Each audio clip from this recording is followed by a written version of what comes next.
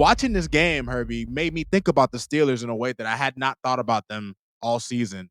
And when I thought about the landscape of the AFC, and we're at the midseason point, I just thought to myself, like, if there were to be a dark horse team in the AFC, I, I mean, it sounds crazy, but I wouldn't be shocked if it was the Steelers. And the only question, Herbie, I have for the Steelers is I'm just not quite sure they could beat the Chiefs, but they could beat anybody else. When you look at how good that defense is now, Highsmith got hurt at the end of that game, so I don't know exactly what's up with that. I don't know how long he's going to be out. But when you look at the talent they have on defense and what Mike Tomlin has brought to the table as a coach, and when you look at the fact that all Mike Tomlin really needed, he hasn't needed a great quarterback. He just needed a quarterback that could do something, which the Steelers haven't had in some years. And so now you see he's getting the best out of what's left of Russell Wilson. They have talent at wide receiver. They have talent on offense. And that defense is playing at an elite level. And when I think about the other teams and how flawed they are in the AFC, when I think about the Bengals, who can't beat anybody good, when I think about the Ravens, who, while they have been one of the best teams in the league, Lamar Jackson historically has struggled against Mike Tomlin's Steelers. Hey, don't be talking about my team, bro. Leave my team out your mouth. Hey, I'm just leave saying, my team name out your mouth. Hey, they play next week. Shout out to Will Smith. Leave my team name out your mouth. All right?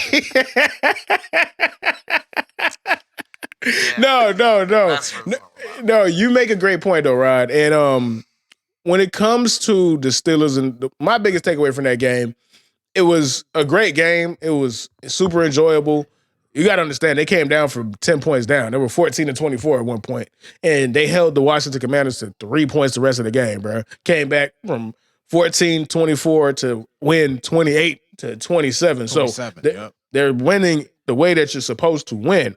But my biggest takeaway from that game is, are we really going to live in a world where Russell Wilson gets to say, fuck you, I was right?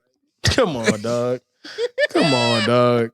I ain't trying to, I don't got time for that, bro. Like, listen, shout out to Russell Wilson.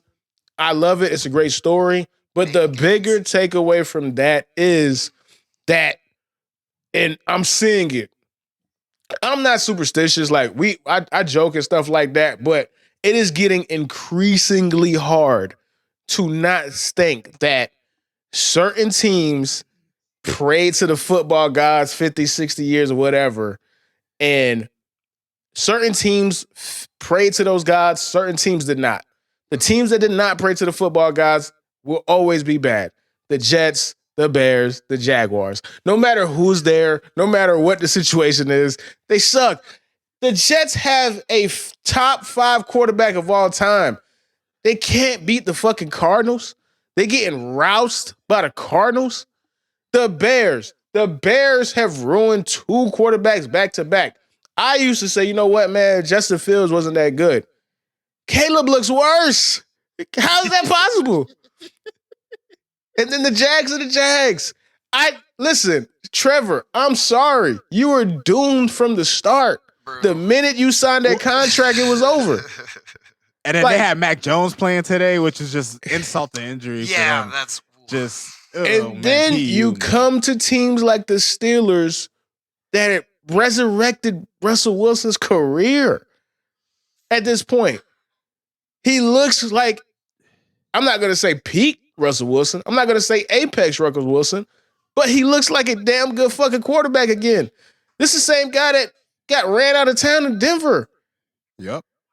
Yeah. So I don't know what it is. Maybe dudes get geeked up. I don't know. Maybe it's some mental games where they be like, yeah, all my powers as an elite football player goes away when I wear blue, white, and orange. But when I wear that fucking Steeler yellow and black, they come back again. I don't fucking get it, bro.